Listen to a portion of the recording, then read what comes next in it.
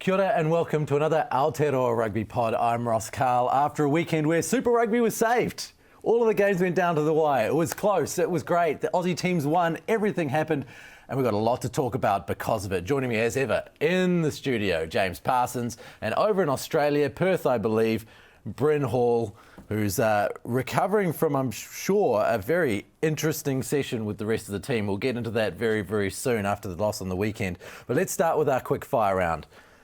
Match of the round. Start off with Jipper. Let's go with you. I'll go Crusaders Tars just because of the unexpected nature. Sorry, Bryn. Yeah.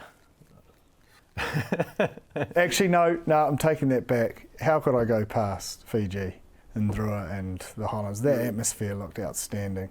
It looked great, and some of the tries were incredible. Oh. Absolutely incredible. Brendan, what about you?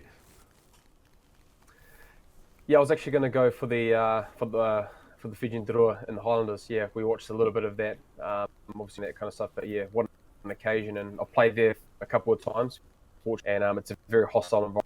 I wasn't very surprised at all seeing that that scorecard on the weekend and the Highlanders just sneaking through, and a pretty awesome encounter between the two teams. Player of the round from that game? No. Rob Valentini. Oh, the chip and chase. Wow. He's just been in some great form for a long time now, and not just the chip and chase, his physical nature, his work rate, around the field, but also in his set pieces. It's I just think he was the complete package. He was awesome, and the chip and chase was just phenomenal vision, and then the toe. And for a big guy, yeah, he's not small. No, he's definitely a big lad, big number 6, and he makes his presence felt. But he's got some toe too. You agree with Bobby V? Oh, I think he's right up there, and I do agree with Jip. The ability to be able to score that try, he was right there for me. But then I also want to do a mention to Newsom, obviously from the Waratahs. Look, I think his player of the day in the Waratahs sitting in the stands, and you could tell the crowd was into it when he got a standing ovation walking off, because I thought his involvements in the game were really beneficial for that Waratah team to get on the front foot ball. And so, Newsom would probably be a notable mention, but I agree with Jip in his person as well. The Aussie players looking good. Team that improved the most? Have to be the Tars, wouldn't it? Yeah. Wow. Yeah, especially if you look at the bigger picture as far as what they did last year and what they're doing this year. Yeah, like Brendan and I have both sort of spoken their squad up all year, and they've probably struggled to get that team or that consistency of selection on the field. But it all came to fruition the other night, especially in that first 40, and then they just held on for dear life just to clinch it. Same for you, Bryn?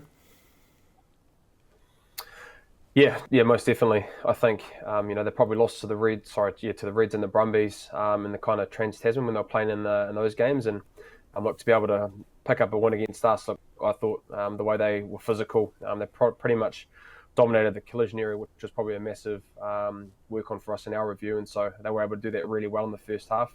Got off to a lightning start just due to the fact of playing on top of us and with their lightning quick ball, and even though we did get a chance to try and win that game at the back end of the game, they did enough in that first half to hold on and grab a really great win at a great occasion, actually a Leichhardt over with some really great fans in that game as well. Well, let's talk a bit more about Leichhardt a little bit later, because I thought that was quite cool. But the team for you that regressed the most, Bryn? Oh, well, it's got to be us, I think. If we're being honest, I think we're pretty disappointed with how our game was. And look, you're going to lose games in the competition, but I think for us, it was more so just our intent and our mindset.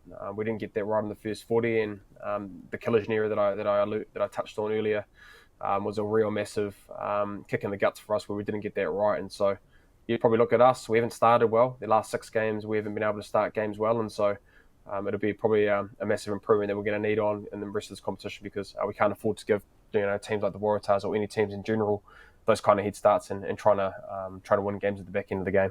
Jip, if you agree, do you want to elaborate on why you agree?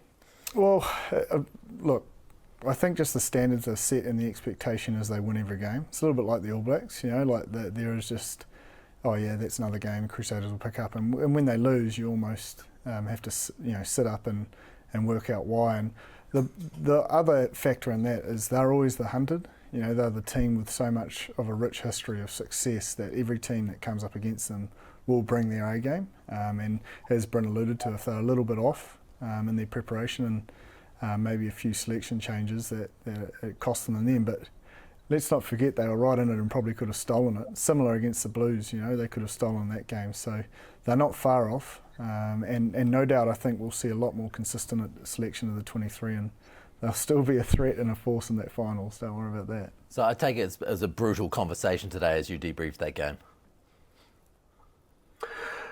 Yeah, it was, mate. I think it's fair. Joe, I think it's pretty fair, a lot of those points you bring up. And, for us, our standard is, being a Crusader standard. And unfortunately, we're probably just not living up to that at the moment.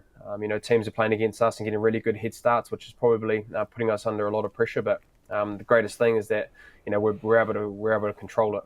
There's a few things that you can control by yourself. And, yes, you do your review and your preview of teams, but I think internally there's a lot of stuff that we're able to work on that we can fix on the run, and knowing how difficult it is at Perth. It's a different place, and traditionally the Perth have been a bit of a bogey team for us in our history, and so we're looking forward to the challenge of getting over to Perth to be able to rectify a lot of things that we haven't done, not just against the Waratahs, but probably the last 4 or 5 weeks in the competition.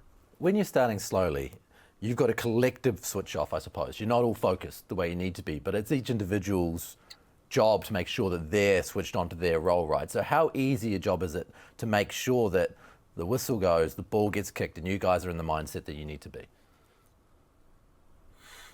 I think, it's internally, Ross, but I think the expectation is when we are playing teams, their intention is to start with a hiss and a roar, and so the first 20, 30 minutes, they're throwing everything at us, and probably us, we've been smacked on the nose a little bit and haven't been able to get the kind of ascendancy and the kind of momentum that we're needing in the first probably 20, 30 minutes. So for us, it's been able to identify that. It's been identified more so this week due to the fact of losing on the weekend. But like I said earlier, internally, that can be done with ourselves. And so it takes an individual responsibility to get your mindset right, get your preparation right. And then, you come out on the weekend and collectively, more importantly, you get the job done with what's required. And probably our start, like I said, has been a bit of a weakness for us the last 3 or 4 weeks in the game, 3 or 4 weeks in the competition. I just think as well, Bryn, sometimes we're so quick, and obviously for you being in the team, to look at yourselves and where you're at, but we do have to acknowledge the extra edge the Waratahs brought. I don't think we've seen that performance or that level of intensity this season from them. So, sometimes you can only, it's not that the Crusaders weren't, ready at kick-off for it. It's just the Waratahs were at another level, especially for that first, sort of 20, 25 minutes. And as I said, the way they fought back is just typical of the Crusaders' never die attitude. But, it is the importance that we do acknowledge the Waratahs' effort on the night, especially in those collision areas, which we waxed lyrical about the Aussie sides the week before, and that Dave Rennie factor filtering down. You're going to see more and more of that combative nature from these teams moving forward into the latter rounds, but also in the finals. Let's talk about the collision area for a second, because there was another card for you guys, Dalzell with the head clash. Now, back in the day, a head clash would have just been, both guys are at fault and let's move on. These days, a head clash is very much on the technique of the tackler. In this particular case, he looked like he was rocked as much as anybody. What does it say about the way that you've got to change the approach to tackling, Bryn, with that ruling? Yeah, I think probably early doors with these kind of red card rules and the kind of suspensions that you're going to get for them. The first tackler was probably the main focal point in being able to address that and get that right. Your body height as the first tackler usually is doing pretty well to get that right. It's more so now it's the assisting tackler, because Jip, as you know, the contact area is really important, being able to get double shoulders and to be able to hold on to that ball, whether that's a stack tackle or a dominant tackle, taking someone back to slow down the ball. It's a really important part of a two-man tackle. And you probably think at the moment a lot of teams, not just us, but teams in general, are getting that wrong with the assist tackler. So I think at the start, your chop tackle and getting your height selection right is the first person that's going to tackle. There's a lot of work on that, but then it's more so important as well, the second arriving tackler for that double shoulder. You've got to be able to then again get that tackle technique right and get your height right, because I feel that's where probably the most of the red card and yellow cards are happening, just due to the fact of the tackle entry of the second person coming in for that contact area. Yeah, it's a tough one, isn't it, when the ball carrier takes a little outward step and goes into the channel of another defender, and the defender that was on him goes low, and that defender's still looking here, as in you're the defender, and then he then is like, oh, he's tucked now, so I'm going into tackle to wrap the ball up or hit underneath. And it's quite a fine margin between making that decision, and the dip's the key, is that speed of dip, and it's no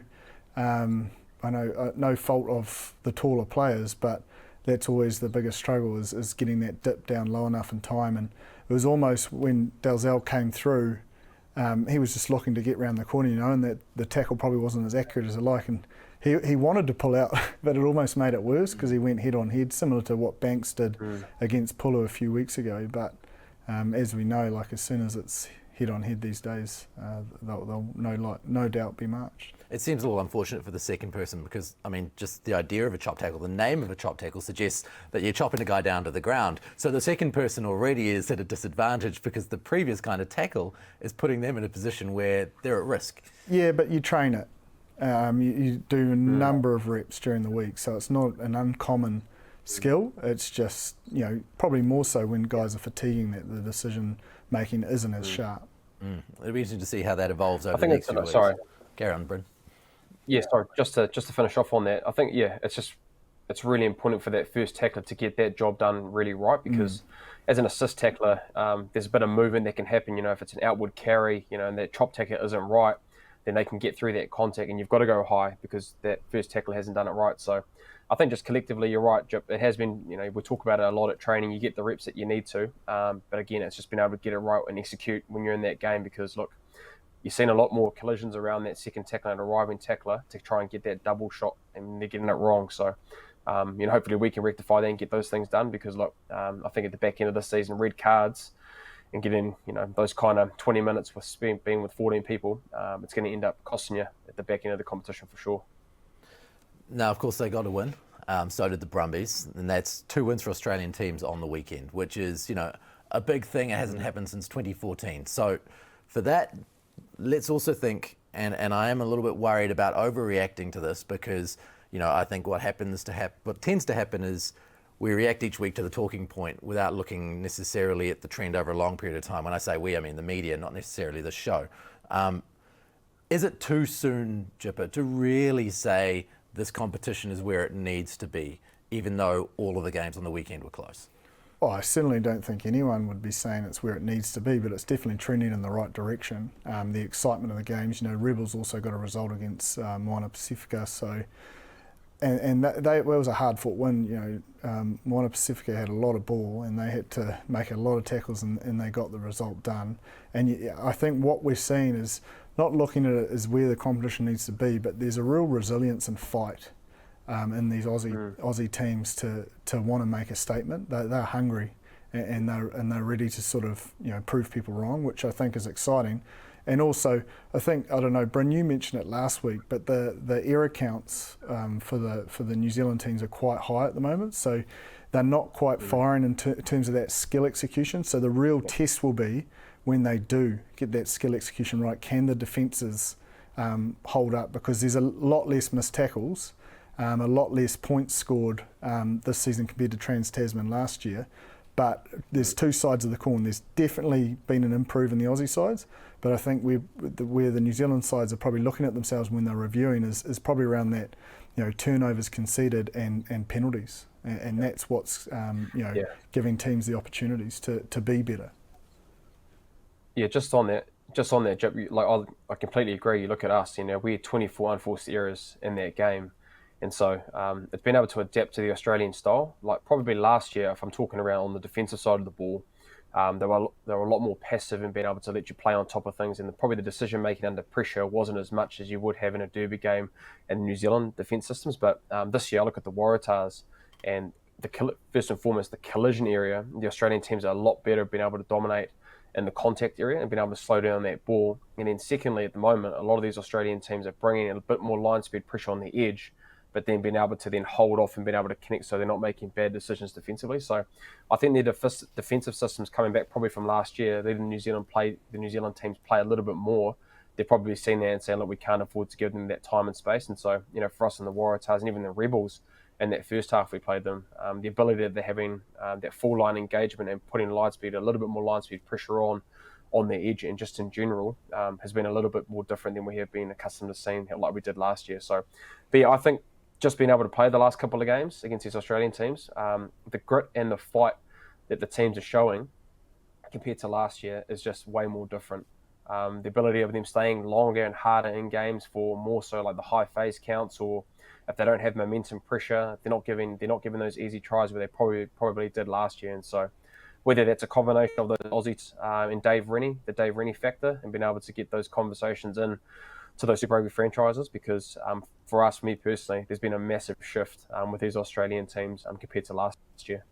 The real test of this will be when they have to come over to New Zealand, and 3 of them will be this weekend, so to see whether or not they can do it here too, but also in the long term, right, as you get towards the end of the season and injuries pile up, the depth of squad will also be an interesting testing point for these Aussie teams. Yeah, absolutely, and I think that travel one will be big in terms of, you know, the latter part. Can another Aussie team accrue enough points to slip into maybe those home quarters, home semi sort of point of view? And I suppose the big test that we're looking at this weekend is can the Brumbies replicate in Hamilton? I mean, I know that's the one I've certainly circled to run my eyes over, and it will certainly be an exciting matchup. That does look like the match of the weekend, doesn't it? Well, it's just the expectation of the Brumbies is so high now, in particular. And I don't know if you saw it, Bryn, but man, their execution of their kicking game was a big factor. Like, we talk about these collision areas and all that, but their kicking game in terms of their contestables and forcing errors by their canes was spot on, and that was a big point of difference, I felt, in terms of winning that territory and possession battle and getting themselves in a position where they could score points. Bryn, I feel like the draw has done the Brumbies some good favours in that they got to start at home, and they got to start at home against the Highlanders and the Hurricanes, the 2 of the weak New Zealand sides, to really get themselves into the feel of this before heading to New Zealand and taking on the big dogs. I guess you can look at it like that, but for me personally, I probably see the kind of traits of how they've been successful not only against the Trans-Tasman teams but against New Zealand teams. And, you know, their biggest strength is, Jip alluded to it, is their kicking game with Nick White and his ability to be able to put those contestables on the money. You've got Noah Lolasia that can be able to, if they want to go to that contestable game as well, and then also the long kicking game of the outsides as well, which has been great. But I think the biggest thing for the Brumbies, and I've talked about it a lot, is around their set piece and their dominance of their forwards. And I think coming into these later stages of this competition, you know, playing an ACT Brumbies where, you know, it gets cold, it gets cool, and, you know, you're going to come into New Zealand conditions, you know, not only for the next 3 or 4 weeks, but, you know, those finals games where it might be a little bit wet and dewy. The Brumbies have that ability to be able to go to both games with their squad that they have. And so the kind of the physical nature that their full pack are operating at the moment, with their line out more and their ability to strike off that line out more with the kind of shape that I've talked about, playing off 12, they're in a really good spot, and I think it's gonna catapult them for a really good probably fortnight against these New Zealand teams, knowing that they've got the confidence of a couple of wins. But I like how they're playing. They've got the ability to go both ways with their forward pack and the ability to be able to run and kick as well. I think with Nick White as well, like when they're winning collisions, that forward pack, it brings his running game into play, and he made a few snipes, and he's almost like the playmaker off the back of rucks a lot of the time, as well as the promoted 12 off lineouts. So I think it's just it is a different style to defend. It's, you know, a lot of our stuff comes off our first receivers and or off a pod off 9. It's not as much of that running style, whereas he can sort of swoop both blind and open, which we've seen him do for the Wallabies, but he's also showed probably his best performance of the year on the weekend. On the flip side of that game, the Brumbies 42, Hurricanes 25, they had a Hurricanes team that just looked a little bit off the pace in comparison to quite a good Brumbies team that was executing. Well, they were in the fight though. Like, the Canes were there or thereabouts. It only just sort of fell away towards the end, and that was through, again, what I was talking before, more about what they can control and that skill set execution around those high kicks, giving them opportunities, and then that discipline. So I don't think it's as bad as that score reflects. Like, watching that game, you know, it was 2 sides going at it, and I think maybe the impact that the Brumbies got off the bench really brought them home, especially in and around those sort of, when they kick to the corner, they're doing them all, sucking the defence in and then making the right decisions. A lot of their reserve players were doing that. When a team isn't getting the wins like that, often the chat is about the person who's running the show at number 10. Jackson Garden-Bishop's obviously the most experienced 10, and he's been given the job, Bryn, to run this side. But we've seen moments from Aidan Morgan and Ruben Love to suggest that they've got potential there. Are the Hurricanes going the right way right now with their starting 10? Oh, well, I guess that's probably we need to ask the coaches around what their thinking is. But I think, as an inside back in these kind of games, and if you're wanting to win games, it does help to have an experienced 10. And look, Jackson's played a lot of games, whether it be at Bunnings NPC, he's a former New Zealand Māori All Black, and he's played in that position for that team for a long time with Bodie leaving since he's left. But it's just, I guess, cohesion and being able to have someone that you can trust and being able to build those combinations with, because they've got a great midfield pairing with whatever way they do go, with how Bale and Sullivan's going, and then you've got some great outside backs as well. So I think it's more so the importance of the people around them and putting them in spots where they can flourish.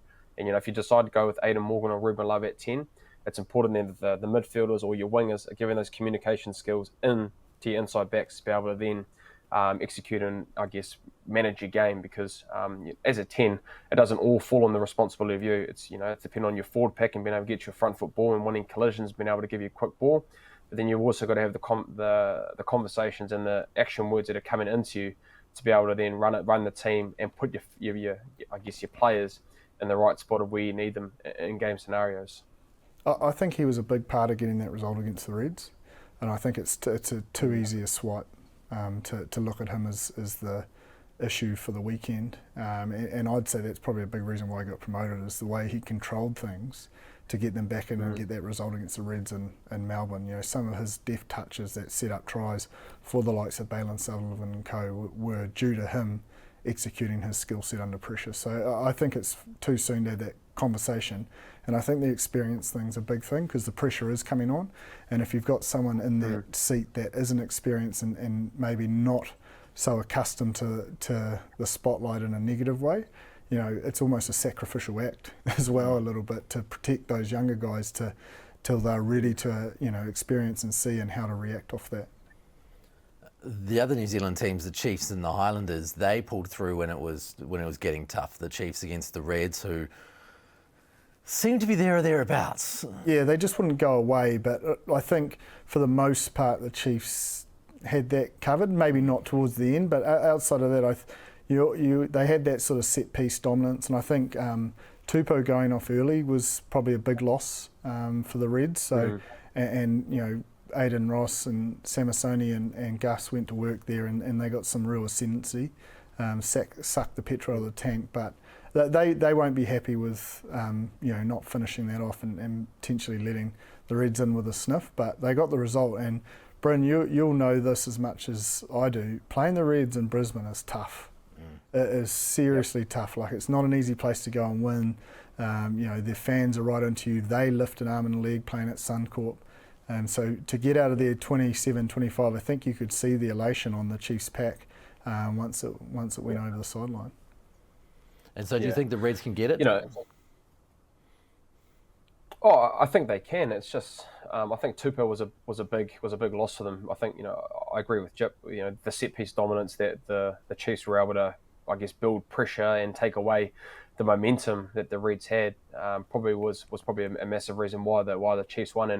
And to be honest, it's probably very similar to most teams this week. Close wins and being able to win ugly just to get the job done, to bank 4 points in this competition is probably just what you need. You'd rather win ugly than lose, with a great result. So, the Chiefs, you look at the Blues as well. They, had to defend 26 phases to get that win into force. You're probably thinking at half time that, that game's done and dusted, but it shows the resilience that we keep talking about, the grit and the ability to stay in it with these Australian teams this year. And the Blues will be thinking similarly well. I think their points. And the Reds come up against the Landers this week, so they do have another chance if they want to try and get one at home against a Kiwi side. The Landers, though, they probably showed enough in that game that they've got the resilience that maybe it takes in front of a big crowd. Big crowd, yeah, and that's another place that the occasion could get the better of you, and you can be overawed by it. But they fought their way back into it, and it certainly didn't go their way, and they wouldn't have come off that field and said they played like they probably planned to. But again, winning ugly is better than losing pretty. But the key person, I think, for that game is if O'Connor goes back to 10.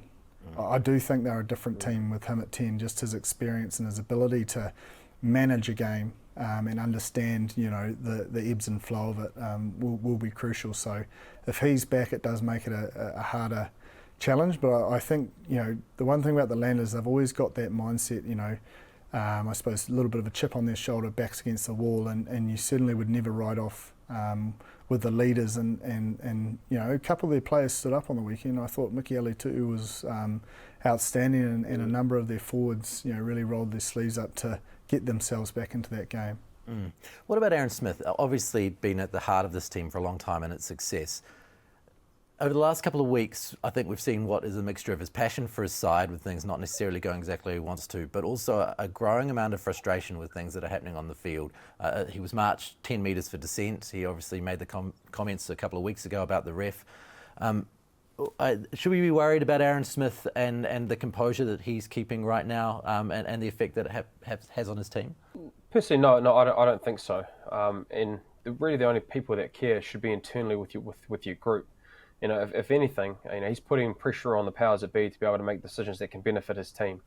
And so, yes, it's not great to see those things, but it's possibly needed because the amount of times that he's probably talked around things that haven't gone their way. It's not like Erasmus around what he did around videoing for an hour, but has the conversations where refs have the conversations to be able to think about things differently when maybe the Highlanders are playing. And so, and also taking pressure off certain other players in the team. He's an experienced enough guy that he's played a lot more games that, he probably understands what his preparation is and what he needs to be able to play to succeed in a game. So, look, I don't think it's a bad thing. I think it just shows that he cares. He cares about his team. He cares about the guys that are in there. If anything, if I'm a player in that team and I'm seeing him doing that, I've definitely got no problems with it, and I'm pretty much going behind him and saying I'm coming with you. And what do you think? Oh, look, I think he's just a competitor, mate, and he's a perfectionist, and he's not getting the perfect picture at the moment, and sometimes that comes out in frustration, but it's due to the fact he wears his heart on the sleeve for that club, and I don't think it would deter his teammates. If anything, it would probably get them up to get him behind him and provide him the ball he's looking for. He loves that team. There's no doubt about that. He loves that team. There's no doubt. And he'd do anything for them. On the other hand, the Drua looked like they were pretty sharp. Hambosi on the left wing, I don't know if there's a faster guy out. Yeah, he's definitely lightning, but the smarts to link up on the inside, and then that step from Lamani as well. They were really clinical, especially in that first half around how they wanted to play. They took risks from deep, which we've seen, and they haven't always come off during the year, and probably didn't come off towards the latter part of that game. But you've got to admire them for playing the style that they love and the style that they wanted to play, and it came off early, and you were starting to think, man, the crowd was going, and it was a hell of an atmosphere. That's why I think it was all the more important to acknowledge the way the Highlanders gripped back in there, because it was a great performance. And talk about collisions. Fijian pack are just, led by their skipper, just look to dominate those collisions. So do their midfielders, but their ability to break tackles. If you see that try from Lamani, you watch Revolvo steps in and he commits those two defenders while still getting that ball away. He's played a massive part in a lot of their success this year, Revolvo. So I think he's a key cog for them moving forward, and probably a key cog for teams to identify to shut down. And if you can shut down and secure that ball, then it can cut down their opportunities for scoring those points. Bryn, before we let you go to head off to your next training, what did you make of it?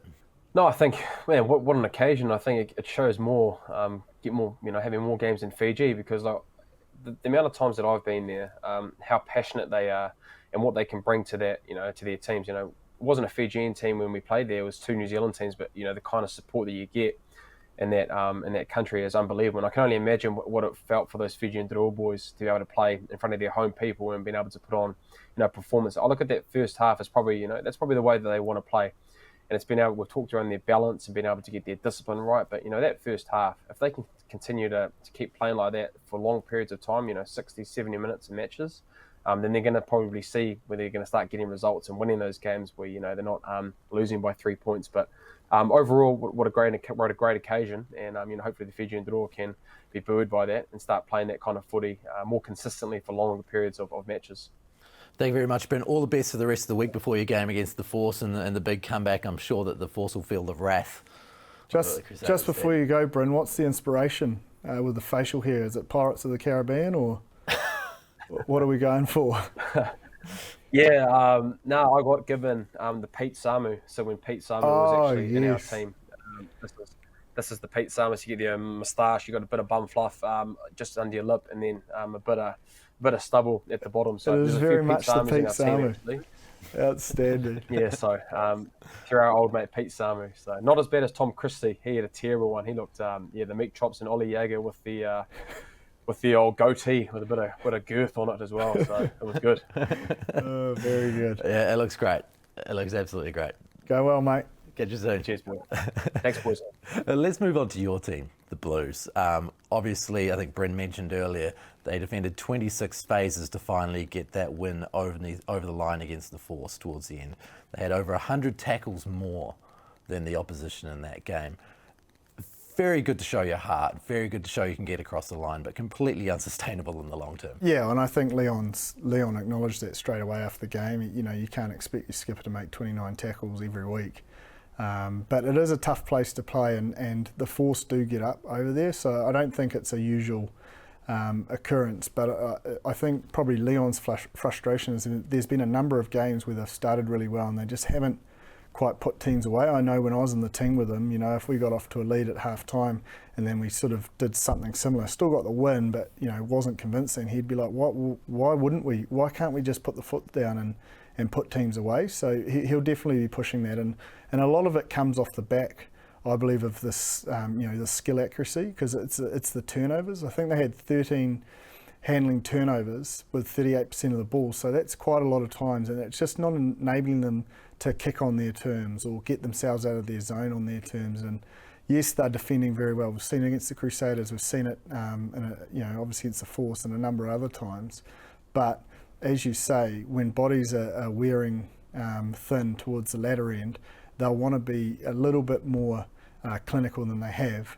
On the flip side of that, where I think it will change for them is, Leon alluded to the fact that he feels like now a lot of the All Blacks have been accounted for in their load management, so he's got the ability to pick a solid 23, and he'll be looking to get that cohesive nature going towards them, especially on attack, because their defence is great, but too often on attack they're giving the ball back. So he'll be looking at making sure the lads are deeper. Bryn alluded to it in terms of that line speed pressure the Aussie teams are bringing. They're really trying to do that. So Kiwi teams will make adjustments, and hopefully you'll see that complete 80-minute performance this Friday night for them. You do have to give a big plug to Leon McDonald, don't you? Because over the last few years he's developed a squad with a great amount of depth.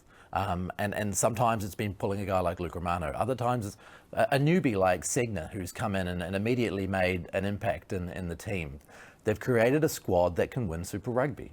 Yeah, look, and I think Leon wouldn't take it all on his shoulders. I think there's a lot of people in that building doing a lot of work to probably make it appealing for players to come to, a place where, probably Sam Darry was the first one that sort of went against the grain, and, Segner's come up, and, Luke Romano's come up, and it's all for opportunity, isn't it? And they're all getting good minutes. I think they've all got enough of those minutes stockpiled now that he's going to really look to go to his sharp 23 that he'll rely on going through to the final, hopefully. And it's very Crusader-like, the way that they do it. Leon's obviously knows a lot about that, and he's applied it in a very good way. Oh yeah, it's definitely Crusader-like, but I think we all know, I think we've spoken about for the last 3 years or 4 years we've been doing this podcast, is it's next man up, and the Crusaders have done it so well for so long. If Richie wasn't there, Mitch Hunt came in and slots a match-winning drop goal from the bottom of the earth, like where it shouldn't go over, but it does, and there's a number of other examples. Now they've got that squad depth, but players have actually got good minutes under their belt. There's a difference. Sometimes there's good squad depth on paper, but players haven't always got those minutes. But they've certainly got it this year, and they've rotated their squad really well. And they've added Roger Tuivasa-Sheck. We saw on the weekend what he's capable of. Yeah, absolutely. I mean, his footwork close to the line and his ability to offload and contact. And what we're seeing is players are, I suppose, getting used to him. and they're understanding where the opportunities will present themselves, and little flick outs the back if you stay engaged. You still want to be in a position where you can clean. You don't want to just be a one-trick pony and hope he gives that miracle pass, because sometimes you'll go to ground and you wouldn't want to be turned over there. But there was a lot to like about his game, not only on attack, I think defensively as well. He's getting a lot more confident, and I'm looking forward to that that Barrett, RTS and Reeks combination again, forming up hopefully this week or whenever it comes back.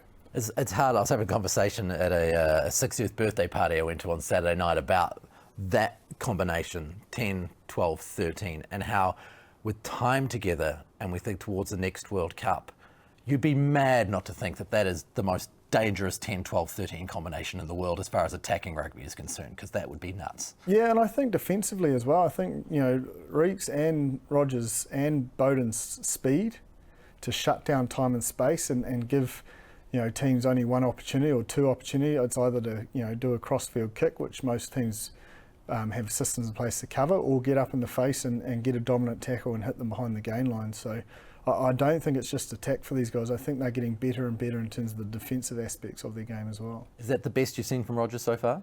Definitely, yeah. I was really impressed in that Hurricanes game, that first one. I was sort of taken aback. I didn't think he'd take to rugby as quickly as that, but he's clearly a student of the game. But I think in terms of the travel, the atmosphere and the environment that they were playing in, he really stood up when they needed him. So do you think Ian Foster will throw him, it might not be the deep end now, but do you think he'll throw him in the deep end as a 12 in Test rugby? I think he's got the skill set to be able to handle it. He's got enough runs on the boards in rugby league.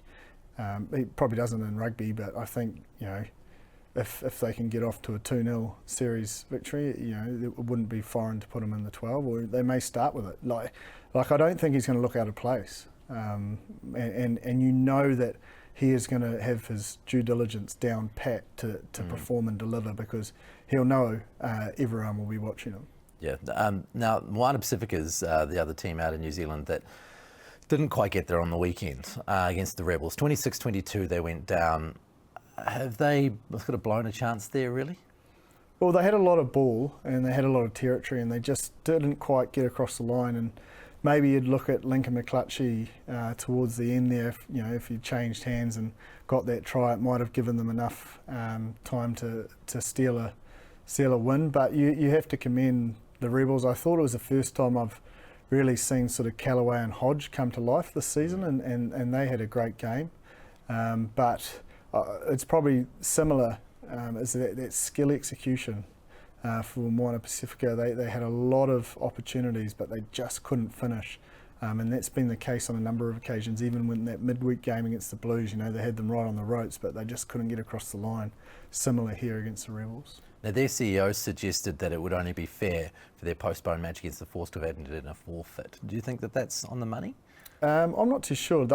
There's a due process they'll have to go through, but you can sort of understand why they're a little bit frustrated, because a lot of their games have had to be rescheduled, not by choice, it's just unfortunately by chance. So hopefully they work their way through it, and it gets to a position that, one, they feel comfortable to play the game, and two, there is the opportunity to play it. And if not, if there's no space, then so be it. And in this COVID world, I think everyone will understand that. It seems quite unlikely that they'll make the top 8 this year, obviously. How do you see this far into the competition, 11 rounds in, what does your top 8 look like? It's a good question, because you look at the Rebels there at 8, they're on 15, the Highlanders are on 13. If the Highlanders can just hit some form, they can potentially slip in there. Whereas teams, it's going to be between, I feel, that Rebels and potentially Highlanders and Moana Pasifika, if they can get off to a hot start, and if there isn't a forfeit, that game might come crucial, that Force game for them to slip into that 8, and no doubt they'll be looking at that. But it's where the Rebels can score their points, and likewise for the Highlanders and MP. You pick up the 4 points, you don't start talking about forfeits. No. Take it all back. Especially if it gives them a lick at a first final, that would just be massive for them and their organisation, starting out this fresh. So the Blues very much at the top for you? Definitely at this stage, yeah. But I think the reason why they're at the top for me is they haven't delivered an 80-minute performance. So when they do that and they have the ability to keep selection consistent over a number of weeks, I think you're only going to get the better version of them and I suppose a more battle-hardened version going into what is crucial players. But I think what we've seen is if you're off a little bit, Bryn just mentioned it, just 5 or 10% or even 1 or 2%, this competition is so close now that it can go either way, and catching up isn't as easy as it once was. Absolutely. Why don't we have a look now at our Super Rugby Dream Teams? If you've been keeping up with the Super Rugby Dream Teams throughout the season on RugbyPass.com, you go in, you select your team of the week based on form, and if it's closest to the team picked by everybody combined, you will get a subscription to RugbyPass. This week's winner is George McLeod. If you're the best over the length of the season, you get to come on here with us. What does your dream team look like for this week? Well, I tell you what, it's very Aussie heavy, if I'm honest. So I got Scott Seo at 1. He's just been phenomenal the last 2 weeks. In his ball carry, his footwork, his gain line, he just looks like an explosive beast again. He's keeping Slipper on the bench, so he's going great guns. Samasoni Takiaho, I just think he is going from strength to strength as well, and he was a key part of the Chiefs getting over in that game. Angus Tartvell, I think, again, I've mentioned him the last few weeks, but it's his core roles that he's nailing at the moment, and we know that he's one of the best props in the world around the field in terms of his engine. Jed Holloway and Tupou Vaa'i I've kept in the second row. I just didn't feel like anyone surpassed them. Rob Valentini at 6, obviously. Darren Alangi I put at 7, the skip from the Drua. He normally plays 6, but they moved him to 7 and he was just as good. I put Miki Tu'u. I thought he had a great game at 8 and really sort of led the charge of toughness for that pack to come back. Lamani and Nick White, I couldn't split them. I felt like Lamani was massive, but probably Nick White on a whole, in terms of game management, he probably slips into the 9. Edmund, the 10 from the Tars, you saw what it meant to him. He was debuting the week before at Super Round, and he stands up and walks a team to victory over the Crusaders. That's massive for a young man's confidence. Daryl Peach, the left winger from the Tars as well. I've got Roger Tuivasa-Sheck at 12. I've got Isaiah Parisi at 13. He had some nice touches and finally seeing what we probably expect of him. Tom Wright in the 14, and Alex Newsom at 15. All right. Yeah, I enjoyed Parisi's little flick and how similar it was to Roger Tuivasa-Sheck. And the same position with the defenders, the same moves made, and the same result. It was quite spectacular the way he summed it up. Yeah, and I think he put himself in the game this week. I've sort of been hanging out for him. I'm a big fan of his play, but he is a better player when Feketi's there. Yeah. When Feketi's at 12, he seems to. It's like they know each other so well, and it brings the best out of Feketi. But man, it really sets Isaiah alight as well. It creates some room for him to move. Yeah, I think so. It must be. I don't know. He's got great ball control, Feketi, and he's got good feet. So defences seem to jam on a little bit, and Parisi's patient, and he's got good depth to allow him to take advantage of that. Now, in the last few weeks, we've started a new segment called Rethinking Rugby. We've looked at a couple of things. First week, we looked at names on the back of jerseys in order to try to improve the marketing. The second week was a little bit of a more left field one about moving the goalposts back behind the field to where the NFL posts are. We gave that one the poo-poo, but what we really want is you to continue to put in your suggestions into the comments on social media, on the YouTube comments, giving us ideas of things that you think could help change the game of rugby to be everything that it could be. This week's one is a really interesting one, and I think you really will enjoy this one. Would you support a rule change that would outlaw teams from taking a scrum or kicking for touch from penalties to make the game quicker? No. I think you've got a penalty. You should have the right to control your own destiny, but potentially if a scrum collapses and it goes to a free kick, maybe you can't go back to a scrum. So you've got a quick tap and go, or put an up and under up or something like that, because so often we see the free kick and then we go back to the scrum and another free kick to a long arm. So potentially something like that I can understand, but if there's a penalty infringement, I think a team should have the right to control their own destiny.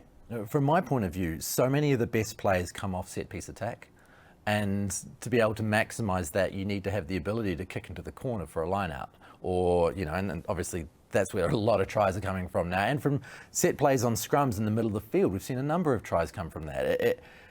I think it's a nice idea, but really to tap and go won't necessarily make the game much quicker. It'll just run into another brick wall in some ways. Yes and no. But, you know, I know why people are probably saying it is because of how many more tries there are, but let's not forget it was only a year ago that all the tries were coming off special plays off line out, and there were hardly any driving maul tries. And it'll go full circle again, because teams will put focus into their line out maul defence, which then creates opportunities for teams to go elsewhere. So I don't think it's, you know, we don't need to think the game's changed forever. Players always try and find a way to sort things out, as will coaches. But I do think if a scrum collapses and your mindset on a free kicks, you know, they can tap from wherever, you know, not so much about the mark, you can still go through those strike plays, and it will be, you know, defences will have to be on their toes, and it will create opportunities to play at a faster pace. So that's a no? It's a no to that, but a variation of it, I think there is a place for. That sounds like a bit of fun. Now, combined with that, let's talk about something else Rassie Erasmus has said in the last week. He feels like there should be a scrum referee. Now, what do you make of the idea of that? Obviously, more eyeballs should lead to a better decision, but is it the right way to go? I just think it'll be challenging, because how do you see the other side? And even if you put one on both sides and a scrum's right in that right-hand corner, it doesn't matter where you stand, you're only going to see, you know, the tight end and loose head on that side. You're not going to be able to see what's happening on that side, and you'd need binoculars from the other side to be able to make a decent enough call. I can see where he's probably angling for is to take some pressure off referees, but I think it would make it all too messy. How does it get communicated? I noticed he also said that they could be mic'd up and connected to the commentary box, which that wouldn't be bad from a educational point of view for viewers, but maybe they don't have the authority on the game as an official, but they can be talking through what they're seeing maybe in live format as scrum specialists. Yeah, I think if it was yourself or Kane Hames or, you know, the front row analysts that we've got revolving in New Zealand rugby at the moment, it could be very educational to everybody. Yeah, you'd think so, but that's what I'm saying. Like, if you're going to put yourself in that position as someone that is a so-called expert, you're going to want to be able to see every angle so that you're actually giving correct information. You don't want to be guessing as well from a position or advantage point that isn't, you know, quite conducive to your job. Yeah, and it could slow the game down, because we'll end up going upstairs and looking at multiple angles for all sorts of things, when a ref could have just gone in his gut and blown it up and carried on. Yeah, and I mean, if we go full circle and it's one collapse and you go to a free kick, then, you know, we're not having to worry too much about it. And I'm sure there'll be, you know, innovations come in time, because, you know, we want the best spectacle for the fan. You know, everyone talks about fan-centric, and I think everyone's on the same page. We've just got to get to a position where it's consistent across the globe. Let's have a look at the weekend ahead. We've got the Blues versus the Rebels kick-starting us this weekend. That seems like it's a one-way show, doesn't it? Yeah, you'd hope the Blues will do the job at home, and certainly based on their coach's comments, he's not overly impressed with what he saw. But one thing I am excited about, I hope that Kiddo Ioane gets another run. He was really solid in his first outing, and he'll only be better for it. So, you know, look out for him back at home. Yeah, nice and fresh from Akira too, because there was a long time, a couple of seasons where he was playing every game and every minute of every game, and for him to have a bit of a break probably has helped him out. Yeah, but he's trained the house down. By all accounts, he is absolutely dedicated himself to coming back and being able to fire from the get-go and, you know, push his case for All Blacks. So he started really well on the weekend with that. He looks in great shape. He certainly is. Like career best shape. Nice little haircut too. Yeah. Very sharp. He's got a little shorter this time round. The Reds versus the Highlanders is another one of these games that could go either way. Yeah, look, that O'Connor factor's huge for me, but, you know, you'd have to think the Reds at home are a hot chance, and they'll go in as favourites. Moving on to Saturday, Moana Pasifika at home against the Waratahs. This is a test of the Waratahs on the move. That will be a big test to see if they can back up after, you know, a pretty emotional weekend. That would have been quite a high. Now they've got to reshape and focus, and Moana Pasifika will be, you know, smarting probably at one that got away.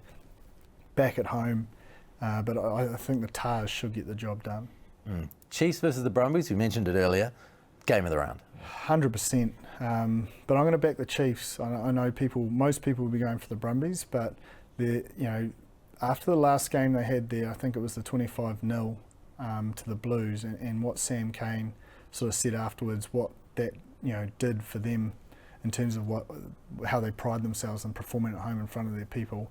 I think they'll bring the best out of themselves, and they won't want to drop 2 at home or 3 at home, because they obviously dropped 1 against the Crusaders as well. On the flip side, the Brumbies will be buoyed by the fact there have been a number of teams that have gone to Hamilton and picked up wins when no one saw it coming. Yeah, and they've been successful when they've come over to Hamilton as well. So they've got no demons there, and they're in a rich vein of form. And there's a couple of niggles in the Chiefs, but I don't know, my gut just says the Chiefs. As we know, I've been a sort of a cheerleader for them from the get-go, so I'll stick with them. Yeah, nice. Force at home against the Crusaders. Now, in years gone by, the Crusaders would come back from Africa, and often Perth was a place where they tripped up. Now, it's not the same now, is it? It isn't as big a trip, although it is a decent-sized trip from Sydney through to Perth. Will the Crusaders bounce back? I think so. I think they have to, probably for themselves. And listening to Bryn, that he's clearly got a sharper focus. So does everyone else. And there were sort of 3 key guys that didn't play the other week that'll be able to bring some energy and excitement and garner a bit of belief, I think, and it'll get the job done. And tough, I think that Blues game would have taken a lot out of the Force. To let that slip, and the amount of effort and energy went into that attack and cleaning rucks and getting back up, may take its toll. Now, Goldie said that he wasn't too worried about what the Crusaders did. This is on the breakdown. Jeff Wilson said that he wasn't too worried because Moana wasn't there. But the fact of the matter is that you need to be able to win without your number one playmaker in Super Rugby. And they've shown that a number of times over the years. I mentioned Mitch Hunt before, Fergus Burke earlier in the year. And they certainly won't be putting it down to one man. It would have been interesting to get Bryn's take on that, but as we know, like rugby, when teams do well, I wax lyrical about the forward pack, and I think it starts and finishes up front, and they'll bring some serious steel in it. And you got Blackadder that just hits anything that moves, leading the charge back fresh, ready to go. I think it might be a mountain too high for the Force. Hurricanes versus the Drua, the Sunday game, Sunday afternoon. Hurricanes. Yep. Yeah. Look, I think I've seen a lot from the Hurricanes. I think they're a bit hard done by in how people probably discuss. If they get that one against the Crusaders, they've fought themselves into form, and I still think there were parts and passages of their play on the weekend that were exceptional. And the Drua will come out firing. And I suppose I spoke about the impact off the bench in Canberra. Maybe they'll be looking for a little bit more out of that, and some guys maybe coming back from injury. So it is another good weekend of action. It's another weekend, or maybe the first weekend that we've spoken about in a few years, where you're going into it going, okay, a lot of these games could go either way. Yeah, That's exciting. Yeah, it is. And you sort of almost felt that last weekend, but now because there has been a few results, it's like confirmed thought. Like competitive beasts both sides of the Tasman, it will be a big job to go again. And I think it'll be a true measure of where the Aussie sides are at and where we're at in terms of our ability to sort of break our duck in terms of the amount of turnovers we're conceding in attack. So it should be another cracker of a weekend this weekend. We'll see what happens, particularly looking forward to that Chiefs-Brumbies game on Sky Sport. Thank you again, Jipper, for another great day of analysis. And we can catch you again next week on the Aotearoa Rugby Pod. Don't forget to catch all of the action on Sky Sport, all the analysis on rugbypass.com. Mā te wā.